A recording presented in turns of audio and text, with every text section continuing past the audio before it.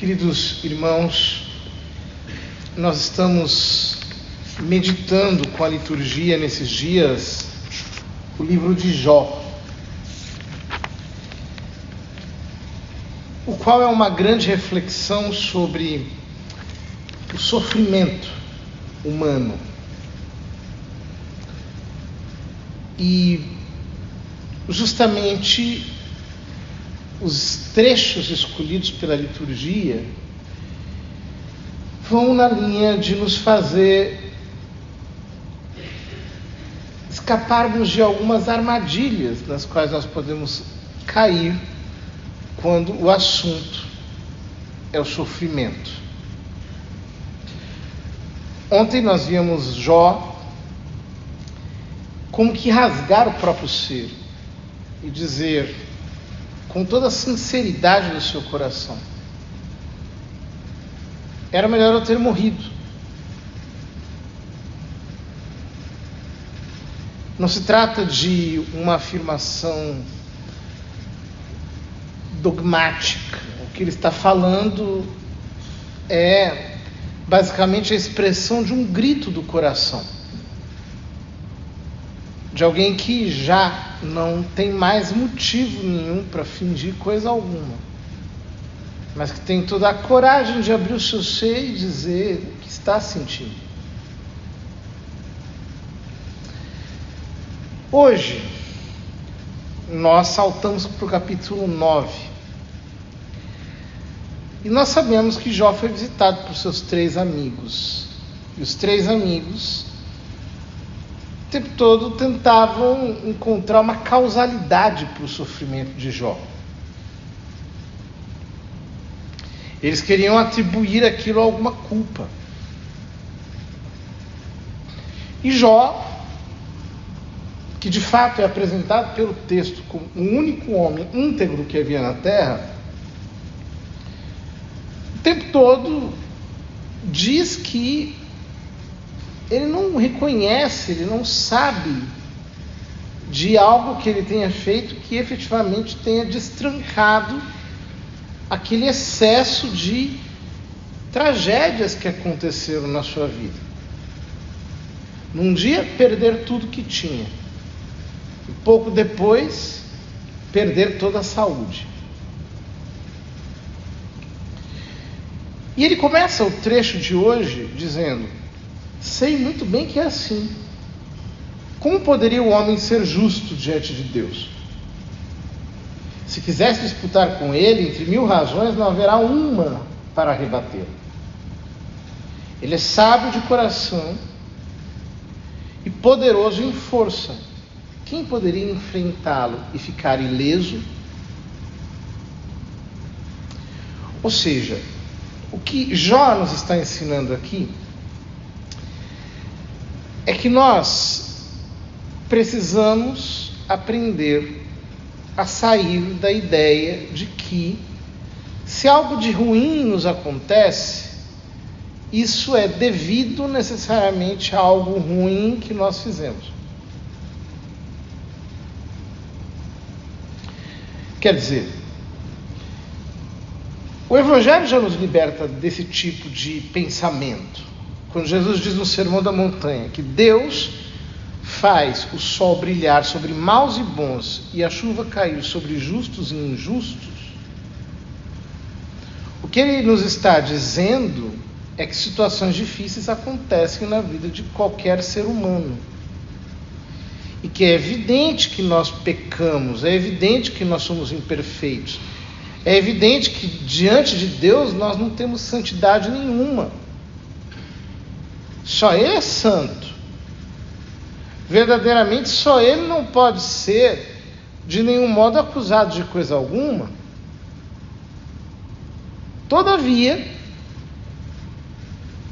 não importando o fato de que todos nós somos pessoas deficientes do ponto de vista moral,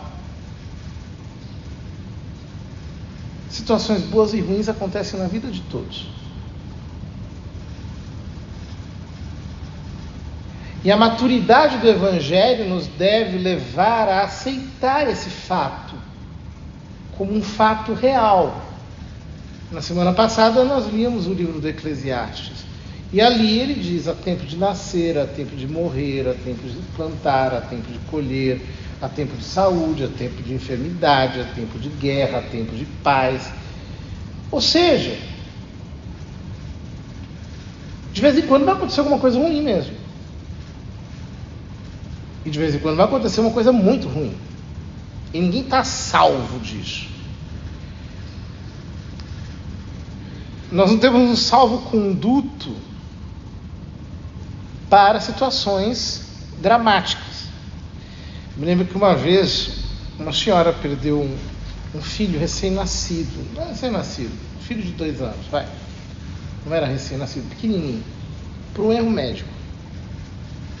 Uma tragédia. Coisa horrível.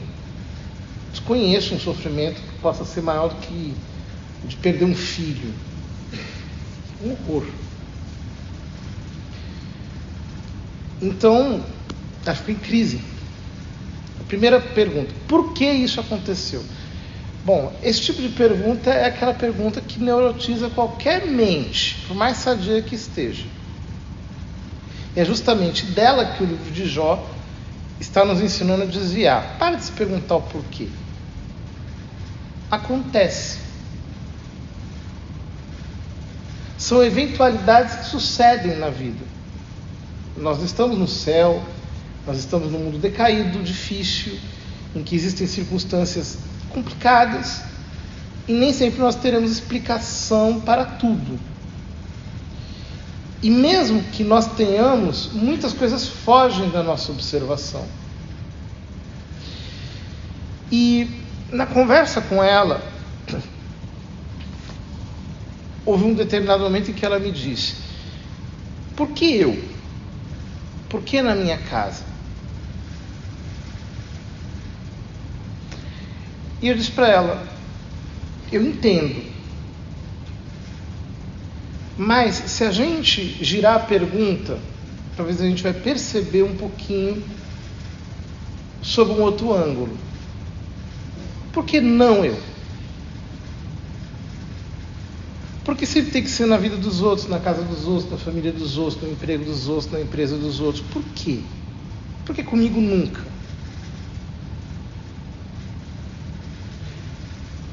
Ou seja, a percepção de que essa vida carrega luzes e sombras nos permite descatastrofizar os nossos problemas e começar um caminho de paz, de aceitação, de desculpabilização desnecessária, de percebermos que não dá para explicar tudo. E alguma vez, alguma situação difícil vai acontecer com a gente. Então, ter humildade de aceitar, sem se revoltar, sem se escandalizar. Essa atitude de Jó, nos trechos seguintes, quando ele diz: Deus é sábio de coração, Ele é poderoso em força. Quem poderia enfrentá-lo e ficar ileso? Ele desloca as montanhas sem que elas percebam e as derruba em sua cólera. Ele abala a terra em suas bases e suas colunas vacilam. Ele manda ao sol que não brilhe e guarda escondidas as estrelas. Sozinho ele desdobra os céus e caminha sobre as ondas do mar. Ele criou a Ursa, o Erion, as Pleiades, as constelações do sul, faz prodígios insondáveis, maravilhas sem conta. Ou seja, quando eu entendo o fato de que nós temos um Deus perfeito, mas temos um mundo imperfeito, marcado pelo pecado, pela deficiência, então nós deixamos de entrar em crise de fé, tentando emparedar Deus por causa dos nossos dramas. Ou seja, eu deixo de dizer, Deus, por que isso? Por que o Senhor permitiu isso? Eu deixo de colocar Deus em xeque.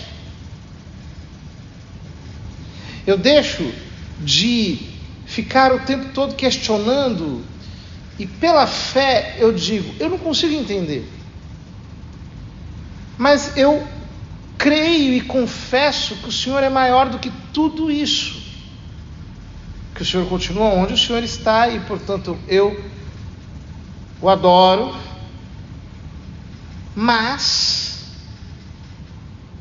porque o Senhor é sábio, porque o Senhor é providente, porque o Senhor é amoroso, porque o Senhor sempre faz todas as coisas cooperarem para o meu bem, eu não quero entender por quê.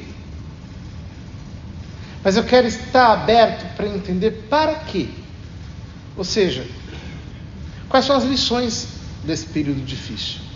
Quais são as lições desse sofrimento? O que o Senhor está me ensinando? O que o Senhor está mostrando para mim?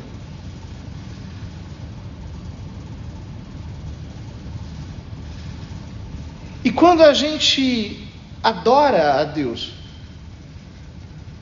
e se inclina diante da sabedoria de Deus,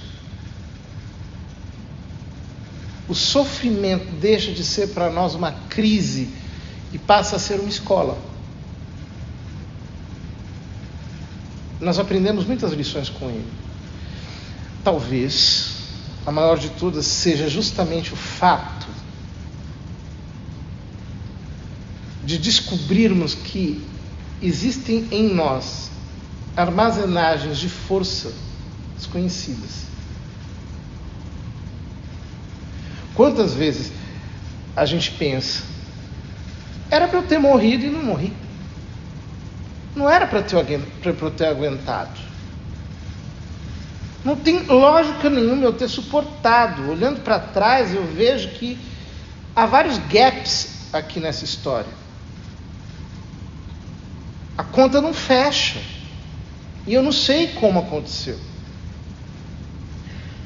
Sobretudo, eu olho para mim e não entendo como. Aquilo tudo era para ter me destruído e eu saí disso aqui mais forte, mais inteiro, com uma consciência renovada. Eu sei um monte de coisas que eu não sabia.